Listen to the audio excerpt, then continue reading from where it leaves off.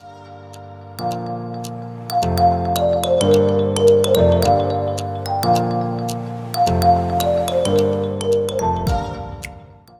hello, school counselors and school counselors to be. Thank you guys so much for coming to my channel, The Inspiring School Counselor. And today we're going to be getting into some questions that one of my viewers had reached out to ask me. And these were such good questions. I thought, why not go ahead and address these questions with all of you guys out there that is watching this video, because who knows, you might run across these questions or have been wondering these same exact ones. And so hopefully this video will be able to help you guys. Now, I'm not going to say that I have the perfect answer for these questions. So if you can add to these questions in any way, shape, or form, just put that down in the comments below, because I'm pretty sure all of us would love to read it. So let's not prolong the time. If you have not subscribed, make sure you subscribe, and also make sure you hit that notification bell so that you can be notified every time I upload a video. All right, you guys, let's get into it. So the first question is, how can I develop individualized steps for success for struggling students? Now, as a school counselor, especially when you're first starting off, it can sometimes be overwhelming when you are servicing, 100 to 200 to 500 to 1,000 kids, depending on where you are working at and what setting you are in.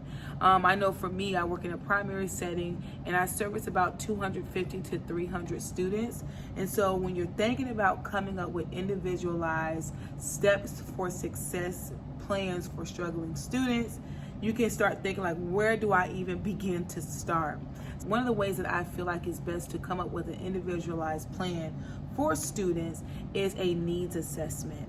You guys, needs assessments are just, such a great tool to use to be able to just kind of figure out, where students are. So one of the big things that you're going to want to do is send out a needs assessment to the students. Have them, go through those questions and answer it the best way that they can. Another way that you can do it is send the needs assessment out to parents as well as to teachers, so that you can kind of get a feel of the students and what it is that they are going through and what they're struggling with. So the needs assessment can address the academic, social, and emotional, and even behavioral needs of the students, so that you can best come up with a plan to help them. Another thing that you can do in order to help struggling students so that they can begin to take the steps for success is look at the school-wide data. And in looking at that, you'll be able to see how they are with attendance, how they are with their grades and testing.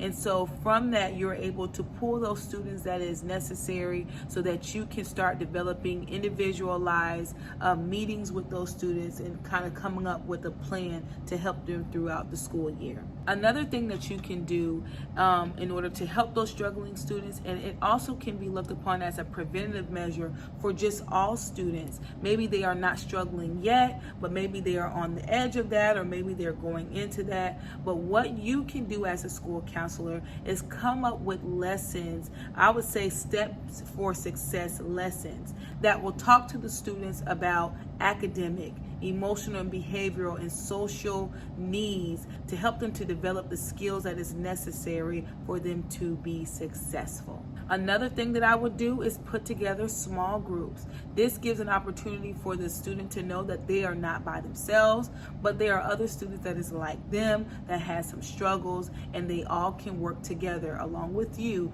to help them make better choices, to help them be successful in school. So that is how you can address steps for success for struggling students. So the next question is, how can I monitor improvements in grades, attendance, disciplinary referrals, etc.? So one of the things that you can do is look at school-wide data. Like I said before, your school-wide data is going to be able to show you the attendance, how they're doing, are they chronically absent? Like, they're able to show you exactly where they fall when it comes down to attendance. Another thing that school-wide data can do is allow you to look at grades grades. The system that we use, I'm able to go in and I'm able to look up a specific teacher and look at those kids that are in her class, and I'm able to see their grades and how they are doing in there. So that is something that you can also do.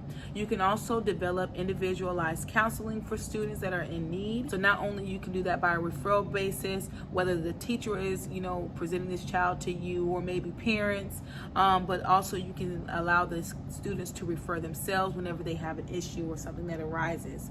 Another thing that you can do is come up with small groups, like I had mentioned before. Those small groups that can range from a lot of different topics to self-esteem, to attendance, small groups that will address anger issues and resilience issues and just all that and above. So those are ways that you can monitor the grades, the attendance, and disciplinary referrals. So another thing that you can do is you can collaborate with teachers when you are thinking about attendance and grades. The teachers spend a lot of time with these students for majority of the school day. So with that being said, they really know how those kids are doing in their class and if they have been showing up every day or not. You can also collaborate with the parents as well when it comes down to the students' attendance. When it also addresses like disciplinary referrals, that's when you want to talk to your administrator. As a school counselor, you should not be one that is dealing with disciplinary referrals as the one as far as giving out those disciplinary referrals. That is something that only the administrator should be doing and should not be putting on you as the school counselor, because you are one that the students should feel comfortable to come to talk to. And if it is that the student is looking at you as being that disciplinary, sometimes that can kind of just weigh on the counselor and the student relationship, and they can look at you more as a punitive figure than someone that they can just come to and not feel like they are judged and feel like they are going to get in trouble if they do tell you certain things that's going on with them, if that makes sense. Of course, I'm not talking about if they're coming to you about something that is that's going to be hurting them, hurting someone else, or they're hurting themselves. Okay. Now, one of the questions that this viewer had asked me, I was not able to answer because I didn't really know how to, but please feel free to answer this down in the comments below. But it was asked, what data would I use and how would I tier a student in a risk assessment? You guys, if you know the answer to that, please put that down in the comments below, because I am not aware of exactly how to answer that question. Another question that was asked was, how would I manage a caseload of like 400 students? So, like I began to mention before, you can feel very overloaded when you are having to deal with a massive number of students. First of all, it's hard for me to even manage my own self. So sometimes when you're thinking about, oh my gosh, I have to try to manage a caseload of 100 to 400 to even 1,000 or more students, it can be very overwhelming. So one of those things that you can do is just engaging with those students, whether it is at lunch, whether it is in the hallways, maybe before and after school. That just gives you an opportunity to not only see those faces of those students, and not saying that you might remember them or not, but it also gives the students an opportunity to see your face and be able to engage with you. So that is a way that you can manage a caseload of 400 students, is just letting those students know that you are there and that they can come to you for any reason. Another way that you can do that is by collaborating with teachers to provide guidance lessons for the students. So you're able to go into the classrooms, or maybe the teachers bring the students to you and you're able to give maybe 15, 20 or an hour lesson addressing certain topics. And this way it will allow the students to be able to see you in action, and you're able to build that relationship with them. Another thing that I do want to address is maybe you are virtual, and so maybe you can't have the students to come to your classroom, but you can also post lessons on whatever platform that you're using. So for me, we are using Google Classroom, and so I'm able to post my lessons on there for all of my e-learning students that are learning from home. So that's a way that I can engage with them. Another thing that I can do, I actually made a video on this already, and I'll put that up in the card above, but you can also come up with like individual counseling with your e-learners as well, so you're able to just touch bases with them, check in on them, seeing how they are doing, and so you guys can go and watch that and how I go about doing that. But by you being able to do guidance lessons will allow you to be able to reach the student population as a whole versus individualized. Another thing that you can do is create small groups, like I mentioned before. Also, virtual meetings with students. I've already talked about that before. And individual counseling based off of needs assessments and student and teacher referrals, as well as school data. So that is a way that you can manage a big caseload. Another question that was asked was, with monitoring students' improvements in grades, attendance, disciplinary referrals, etc., is there some sort of visual I can use to show them their progress? For example, is there like a worksheet that I can pull out to track progress?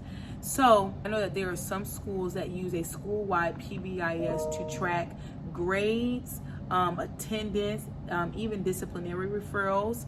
And so that is something that you can look into if your school is not already doing that. Maybe that is something that you can bring to the school to be able to do. You can also use different school tracking resources that you can find on Teachers Pay Teachers that will address the certain thing that you are trying to track. Another thing that you can do is you can create a spreadsheet yourself in order to support those areas that you are trying to track as well.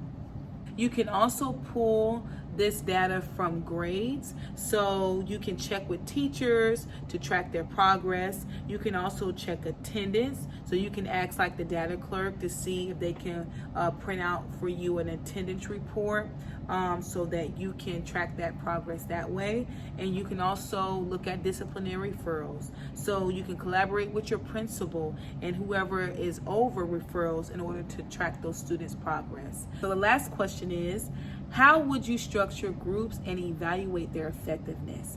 And a way that you'll be able to do that is by creating a pre and post test. And most of these things that you do not have to create, especially if you're getting in through Teachers Pay Teachers, sometimes they already have a pre and post test that you can give to the students. Before you actually start the small group, you can give them a pre-test just to see where they're at. And then afterwards, by the time that the small group has ended, you can give them a post test so that you're able to see their progress, to see if they were able to apply those skills academically, socially, emotionally, and behaviorally. So I hope me being able to answer these questions will be of help to you guys that is out there and watching this. And if you guys have any questions that you guys are like pondering on and you don't really know exactly how to go about answering them, you can always email me at theinspiringschoolcounselor@gmail.com, and I will try to get with you guys as soon as I can to answer those questions. So I hope you guys enjoyed this video. Thank you guys so much for your time,